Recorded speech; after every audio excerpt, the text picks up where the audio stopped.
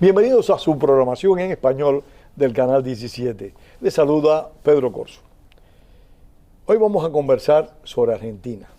Tengo dos hijos de esa patria en este programa, dos hombres muy activistas, muy preocupados por la situación no solo de su país, sino también de América Latina en su totalidad.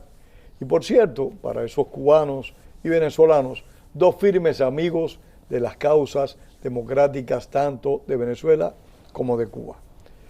Uno de nuestros invitados de hoy, el señor Daniel Pereira, no Pedreira, Pedreira es mi amigo, pero el profesor universitario este es Pereira. Daniel Pereira es un argentino, profesor, decano de una universidad de su país, que viene a presentar un libro a Miami, un libro titulado Alberdi, la indómita luz. El libro, para que ustedes tengan una idea qué importancia tendrá para la sociedad argentina, está prologado por el presidente de su país. Está prologado por el señor Milei, es el prólogo de este libro. Así que muchas felicidades, Pereira, por estar acá, y por supuesto a mi amigo de siempre, Gabriel Gasabe, por acompañarnos del Instituto de la Libertad. Bienvenidos. Gracias. ¿Qué le motivó a escribir sobre, antes que todo, cuando te sentaste ahí me enseñaste un tatuaje de 2500 años? Yo me imagino que usted no es de esos tiempos. Pero lo puedo parecer, ¿no? Puede parecerlo, ¿no? Un tatuaje que me parece. Quiero hablar de tu libro, pero quiero que me hables. Se pronuncia Amagi, es una inscripción cuneiforme sumeria, cuyo significado es la primera de la humanidad, significa libertad. Fue la primera de la historia de la humanidad que significa libertad. Y esa escrito tiene más de 2500 años. Tiene 2300 años, se encontró en la ciudad sumeria de Lagash. Qué interesante. ¿Y con ese escrito visitó Cuba? Con este escrito visité Cuba, esto lo tenemos con mis hijos, este escrito tatuado, ¿no? Por ello me lo hice. Y visité Cuba efectivamente la última vez en el 2007, gracias a un queridísimo amigo que se llamaba Carlos Alberto Montaner. Ah, un cubano de lujo. Exacto, gran amigo. Que en paz descanse. Que en paz descanse. Y fuimos a llevar a muchos disidentes, recuerdo Roberto de Miranda, Héctor García. Roberto de Miranda está aquí asilado. Gisela Delgado, Ricardo Rodríguez, bueno, mucha gente al cual tuvimos la oportunidad de estar con ellos, llevarles computadora, pendrive, teléfonos satelitales, y esa actividad nos llenó de orgullo alrededor de los que fuimos unos 7, 8 argentinos en el año 2007.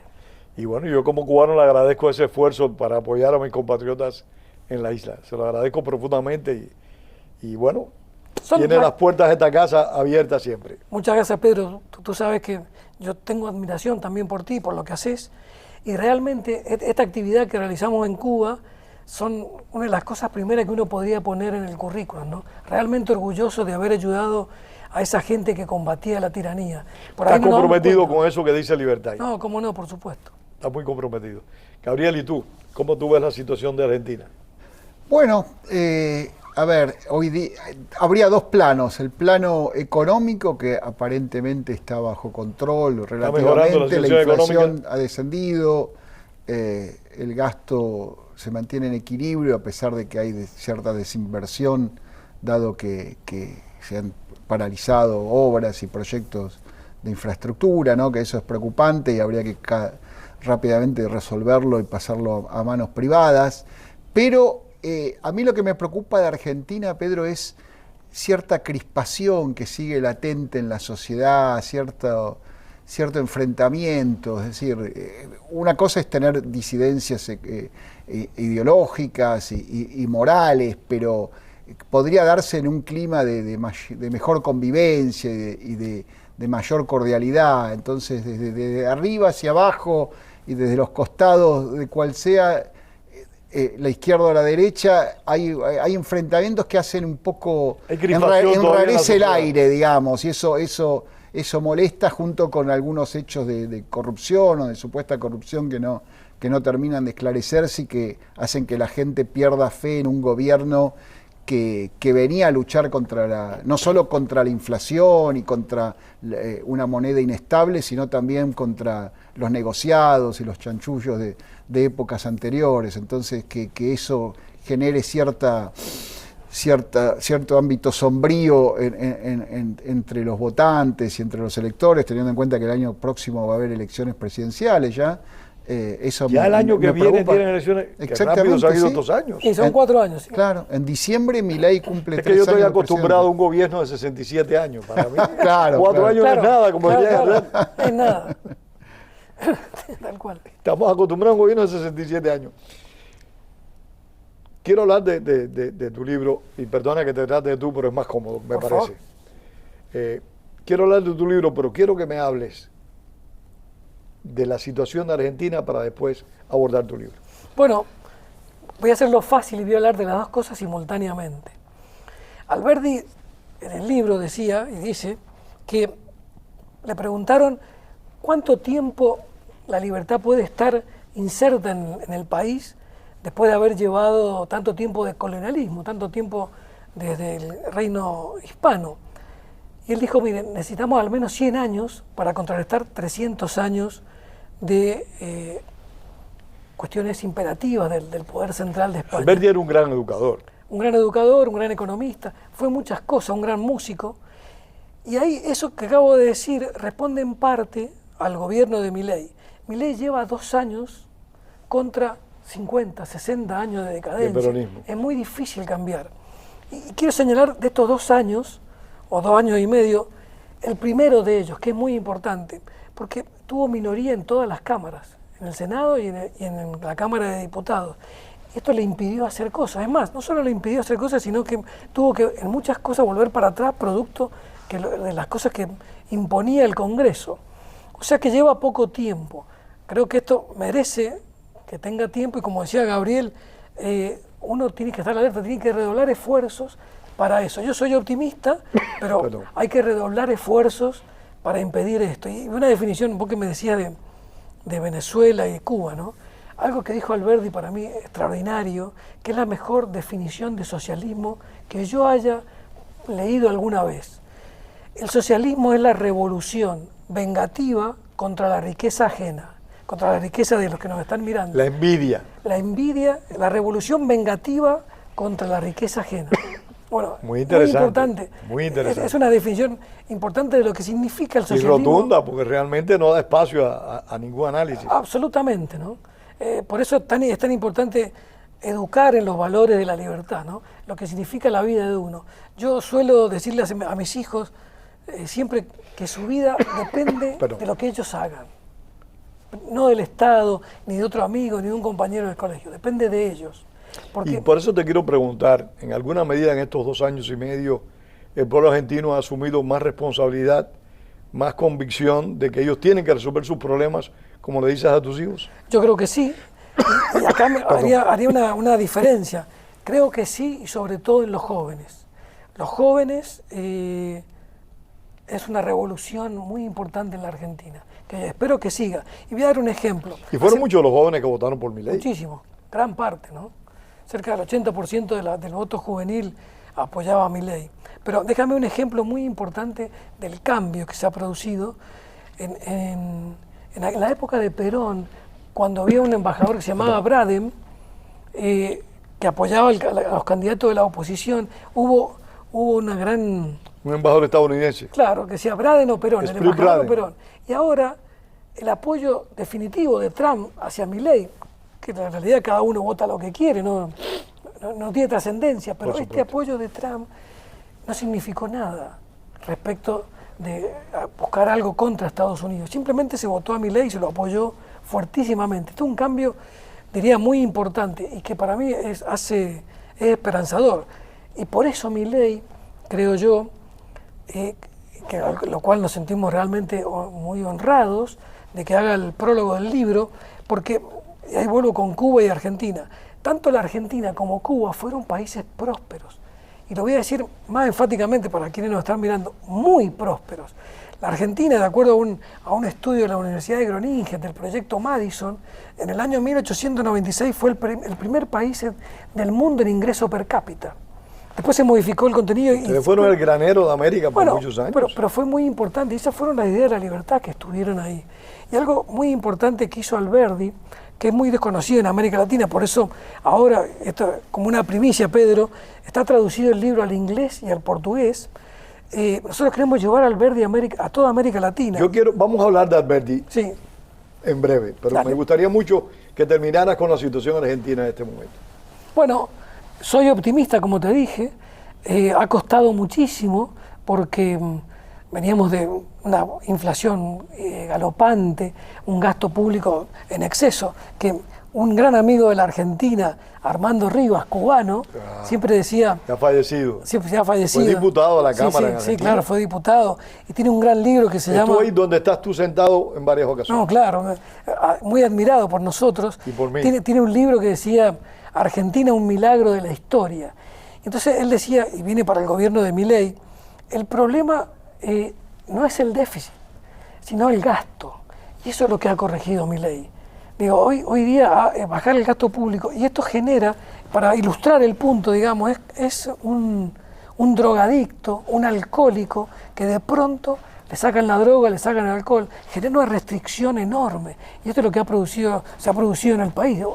Pero ahora hay actividades abiertas que para mí son esperanzadoras, como la minería, el petróleo, todo lo que tiene que ver con la inteligencia artificial, que creo yo va a ser un boom en la Argentina. Ahora, Milei se puede volver a postular. Sí, claro. ¿Cuáles son las posibilidades según las informaciones de encuestas que ustedes tienen? Para mí muchas. Él tiene hoy una imagen importante, positiva, también negativa, pero no hay nadie que en el campo político hoy nadie día, es perfecto, si y fuera todo el hoy la mundo no tiene elección, el apoyo de todos. Claro, si hoy fuera la elección creo que ganaría. Creo que también para el año que viene, con el tiempo que falta, la economía tiene que recuperarse. Esto va a ayudar mucho. ¿La situación de pobreza ha mejorado en el país? Ha mejorado sustancialmente, ¿no? A mí lo que más me ha sorprendido, tanto Gabriel como Daniel, es que los peronistas no han logrado gestar ese proceso de desestabilización constante que ellos han logrado imponer durante otros mandatos no peronistas. Bueno, no lo han logrado, como bien decís, pero lo intentaron muchísimas No, yo veces. sé que lo intentaron, pero no lo lograron. Bueno, a la Rúa lo sacaron del gobierno. No lo lograron porque hubo elecciones. Yo creo que si no hubiera habido elecciones, quizás lo podrían haber logrado, ¿no? Las elecciones significaron un enorme respaldo a Milei políticamente. Y esas elecciones además le permitieron luego tener posibilidades de instrumentar leyes en el Congreso de la Nación que antes no la tenía. También creo, Pedro, agregando lo que dice Daniel, que no hay una figura convocante peronista del lado del peronismo. Y claro, y la mala reputación con la que han quedado luego del desgobierno de Alberto Fernández hace que el caudal de gente que pueda seguirlos en una maniobra desestabilizadora no sea muy importante, ¿no? Pero aquellos famosos piqueteros, Gabriel, que salían a las calles y de verdad, yo estuve presencié físicamente una de esas protestas en Buenos Aires, de los piqueteros, y realmente era impresionante. Comenzaron en los 90 con algunas privatizaciones en la Patagonia, cortando rutas, etcétera, y luego se fueron trasladando. Pero también había todo un negocio con eso de los piqueteros, porque era gente que estaba básicamente... subvencionado por el mismo peronismo. Claro, no, era gente que dependía de planes sociales, de asignaciones que le daba el gobierno por cada hijo o por familia necesitada, y había caudillos que manejaban paquetes de planes sociales y los arriaban desgraciadamente como ganado a las manifestaciones o a los cortes de rutas bajo la amenaza de que si no el plan se les sería quitado. Entonces, eso lo que hizo el gobierno de Milei ha sido muy bueno, fue eliminar al intermediario. Ahora el gobierno sabe quiénes están en necesidad y les asigna directamente el subsidio o la prestación. La política de subsidio no se ha eliminado, lo que se ha restringido. No se ha eliminado, no, hasta en términos nominales se ha incrementado. No, claro, como muy bien dice Gabriel, se ha instrumentado de otra forma. Llega de verdad ahora a quien lo necesita. Gente, no llega a los caciques, claro. Llega exactamente. a los indígenas. Terminó con la intermediación. Eso en primer lugar, pero en segundo lugar, tan importante como eso, antes cortaba una ruta, se cortaba cualquier acceso 100% y no dejaban pasar a la gente. Eso se restableció, eso se debió mucho a la ministra de Seguridad, Patricia Bullrich, que permitió que eso no ocurriera más, que la gente tuviera el derecho de seguir yendo a trabajar y poder transitar libremente. Y por eso no existen más los piquetes como existían antes, que impedían cualquier tipo violentaban derechos. Afectaban la vida de toda la ciudadanía. Todo, sin importar. Ahora eso no se puede hacer. Es un gran mérito del gobierno de Milei y de Patricia Bullrich. Vamos a tu libro ahora. Vamos. ¿Cómo lograste que un presidente te hiciera el prólogo? Bueno, porque es muy importante. Este libro, que está dedicado a Alberto Venegas Lins, no me quiero olvidar de este prócer liberal que tenemos, este libro está auspiciado, instrumentado, es el sueño de muchas personas y de muchas instituciones, por el Club de la Libertad, por la Cátedra Alberdi y también por la editorial que se llama Grupo Unión.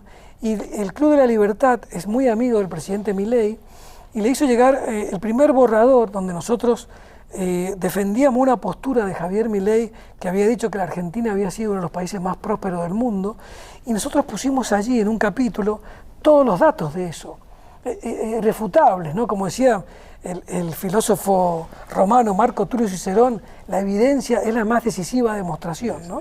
Y así fue. Ahí, como decimos los cubanos, que no somos filósofos, no hay tutía. Claro, exacto. Sí. No hay espacio para otra cosa. Se acabó. Bueno, y eso nos ayudó mucho. Y yo, para nosotros, como dije al principio, un honor que el presidente hiciera es un gran honor. Porque él además, cuando asume, dice que va a llevar adelante las ideas de Alberdi, las ideas de la libertad. Por eso también hace el prólogo, porque conjuga con Alberdi su visión, la misma visión que Alberdi la tenía. Yo escribí alguna vez un artículo que se llamaba Alberdi el primer Milei, porque tiene que ver, eso fue disruptivo, ¿no? En ese interesante. tema. Bueno, y otra cosa que me interesa mucho decirlo aquí, es algo que escribió Alberdi para ser abogado en Chile, cuando era exiliado. Escribió algo que se llamó Memorias para un Congreso Americano. ¿Qué decía allí? Y esto es trascendente, mucho antes que la OEA, ¿no? Y él va a completar algo que... Sí, siguiendo los pasos del Libertador. De Bolívar, ¿no? Planteó pero él, eso en pero él le Panamá. puso un contenido muy importante, que es el libre comercio de toda América Latina, que existiera la titulación conjunta. ¿Tenía Alberdi una visión interamericana o latinoamericana? Absolutamente, absolutamente. Interamericana. Sí, y te diría más, de todo el continente americano hispano. Entonces él quería crear este congreso y él decía, mira esto qué interesante, normalmente siempre se dice en cualquier país de Latinoamérica el derecho a que cada uno haga lo que quiera. Y Alberdi dice, no, nosotros tenemos que tener el derecho de intervención. La América debe intervenir donde esté sojuzgada la libertad. Nunca hubiera existido Pinochet, nunca hubiera existido Castro, nunca hubiera existido Chávez. Y lo dice Alberdi. ¿Y cómo defiende esa tesitura? Fácil. Dice, la América intervino, en el caso argentino, en Chile y Argentina en el Perú. Si no hubiera intervenido, no se hubiera salvado la revolución. Digo, trascendente. Ese es el antecedente, ese es el origen, esa es la tradición americana. Bueno, esa tradición americana viene desde San Martín y de Simón Bolívar. Por supuesto. Que tenía una visión hemisférica. Era la intervención. Entonces nunca hubiera existido, por supuesto, Castro, ¿no? Si ese criterio hubiera existido. Tú no sabes lo feliz que yo hubiera sido si Castro no hubiera nacido. Por supuesto, por supuesto. Sí, a nosotros nos pasa con Perón. ¿No? A ustedes les pasa lo mismo con Perón, sí. Yo creo que sí. Bueno, son gente que desgraciadamente lastran a sus países, por no decir que los hunden. Claro, pero viste, digo, yo quiero resaltar el punto porque es fácil decirlo, todo lo que estamos nosotros mencionando, pero hay que pensar la cantidad de generaciones frustradas que quedaron. Yo he estado en Cuba con muchísima gente que nunca salió. Ese daño intangible que nadie puede tocar, pero que es un daño muy profundo. Los sueños, los proyectos trucos. Mira, yo pienso en mis amigos que fusilaron. Claro, no. Hombres que no pudieron tener familia. Mujeres que no pudieron tener familia porque fueron a prisión. Personas que no pudieron contribuir al desarrollo de la sociedad. Personas inteligentes, dedicadas, laboriosas. Es un daño intangible gigantesco. Y eso sucede en regímenes como el castrochavista, pero también sucede en regímenes como el de Juan Domingo Perón, porque son regímenes sectarios. Bueno, por eso creo que este programa es extraordinario, para que eso no ocurra, y ayuda mucho, que es intercambiar con la gente estas ideas para que la libertad impere, digamos. Háblame 5 minutos, Alberti. Bueno, ¿Y por qué? ¿Y qué te motivó a hacer este libro? Me queda muy poco tiempo. Porque en la facultad, cuando estudié, encontré un libro que se llamaba Sistema Económico y Rentístico de Alberdi, y me interesó porque era algo que nunca había leído, la perspectiva del individuo, y ahí comencé a ver la obra, y de hace mucho tiempo, te diría desde los 18 años, y quise hacer este libro, que es una, si vos querés, una antología, una miscelánea, una introducción a toda la obra de Alberdi, que escribió 24 tomos, son más de 15.000 páginas, digamos, que yo he hecho un resumen de todas ellas para hacerlo hablar a Alberdi y para encontrar esto que decíamos recién, que la tradición en América Latina y puntualmente en la Argentina son las ideas de libertad, lo que las hicieron prósperas. Y Alberdi hizo mucho por eso, como diplomático y como economista, y fue el autor de la Constitución, ¿no?, argentina. Fue el autor de la Constitución de Argentina. Claro, y cuando él lo nombran para ser ministro plenipotenciario ante Francia, Inglaterra, quiero decir esto, pasa por Cuba y se sorprende por la prosperidad de Cuba. ¿Qué año era este? 1855. Digo, Cuba era una de las, La Habana era una de las ciudades más prósperas de toda América Latina, ¿no? Vale la pena decirlo, porque cuando uno va ahora, yo cuando fui esa última vez, me acuerdo ver el malecón, y había estado 6 meses antes en Hamburgo y veía las postales de Hamburgo después de la guerra y era lo mismo que el malecón de Cuba, ¿no? Y no había habido guerra en Cuba. Digo, ¿qué había habido? El socialismo. Algo peor que la guerra, una destrucción social absoluta y económica terrible, devastadora. Sí, tal cual. Es muy penosa la situación de Cuba, sumamente penosa. Pero yo quiero que me digas, Alberdi, ¿en qué tiempo vivió para beneficio de nuestros televidentes? Bueno, Alberdi nació junto con la Revolución de la Argentina en 1810. Tuvo una etapa muy rica entonces, claro, muy productiva. Y fallece en 1884, a los 74 años. Una vida larga. Y tuvo una particularidad que él, dije recién, nació con la Revolución de Mayo en Argentina y fue amigo, su padre, de Belgrano, estuvo en San Martín, en Francia, estuvo con mucha gente vinculada a la Revolución y fue el que permitió que la Argentina... Conoció a San Martín, conoció a Belgrano. Claro, conoció a San Martín, jugaba con los soldaditos de Belgrano, porque Belgrano era muy amigo de su padre era vasco. Recordá que San Martín como Belgrano eran españoles, ¿no? Sí. Vivían en el Virreinato, nacieron en el Virreinato, y la Argentina sucedió después, en 1810.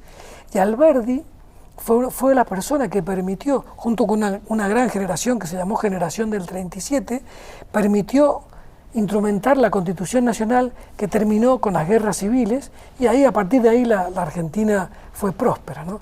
Tuvo un lema que se llamaba gobernar es poblar, por eso fue gran cantidad de inmigrantes llegaron a la Permíteme Argentina. mostrarle a la cámara el libro.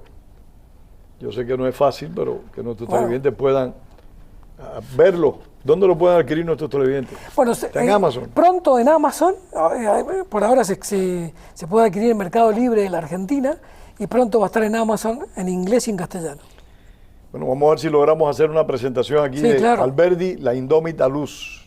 Muchas gracias, Pedro. No, las gracias a ti por venir a conversar con nosotros de estos temas y por supuesto a Gabriel Gazabe, que también hace un trabajo muy intenso a favor de difundir los conceptos de libertad Es un y referente. derechos ciudadanos. Así Muy es. agradecido a ustedes. Gracias, Pedro.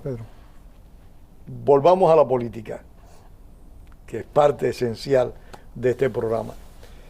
¿Cómo se ha insertado Milei entre los políticos latinoamericanos? ¿Cómo tú consideras que se ha insertado? Bueno, ¿O no se ha insertado? Milei no es muy proclive a las relaciones interpersonales, ha entablado cierto grado de amistad con el presidente Trump, que yo celebro el acercamiento de la Argentina a Estados Unidos porque tras años o décadas de acercarnos con el tercer mundo y con lo peor del planeta, que realmente nos pongamos de igual a igual y tratando de establecer lazos con Estados Unidos me parece fundamental, que quisiera que fueran más allá del presidentes entre sí, sino que sean políticas de Estado, que trascienda, que trascienda las administraciones actuales en ambos países. por ejemplo, Milei no se lleva para nada bien con el camarada Lula de Brasil. Me imagino que no. Pero sí son enemigos ideológicos muy serios. Sí con Katz en Chile, con el candidato que ha quedado para la segunda vuelta electoral en Colombia, que no recuerdo ahora su nombre, el Tigre, creo que lo han apodado. Sí. Se lleva, creo, bien con Noboa en Ecuador, y calculo que debe estar esperando que se confirme el triunfo de Keiko Fujimori en Perú, porque dentro de todo sintonizan más o menos la misma onda ideológica. Yo creo que sí, yo creo que hay una aproximación entre Milei y Keiko Fujimori. ¿Qué tú opinas, Pereira? Sí, yo creo que en primer lugar está dando la enorme batalla dentro de la Argentina, pero ha ido a cada lugar de América Latina que lo han invitado, ya sean temas políticos. Y se ha manifestado sin temor a decir su verdad. No, y va, instituciones liberales que también lo invitan. En el caso de Brasil, por ejemplo, también va contra Lula, obviamente, pero siempre está predispuesto a apoyar estas ideas. 30 segundos para los dos, para cada uno. Hablando de este tema, a mí lo que me preocupa es, ya hemos hablado contigo, Pedro, en otras ocasiones, el péndulo en el que estamos en el planeta, de un extremo al otro. De eso te quiero preguntar. Y después viene la revancha del otro costado el día que puedan llegar al poder. Para eso. Exactamente, tenemos que estar preparados de la para derecha, eso. ¿cómo lo aprecias? 30 segundos.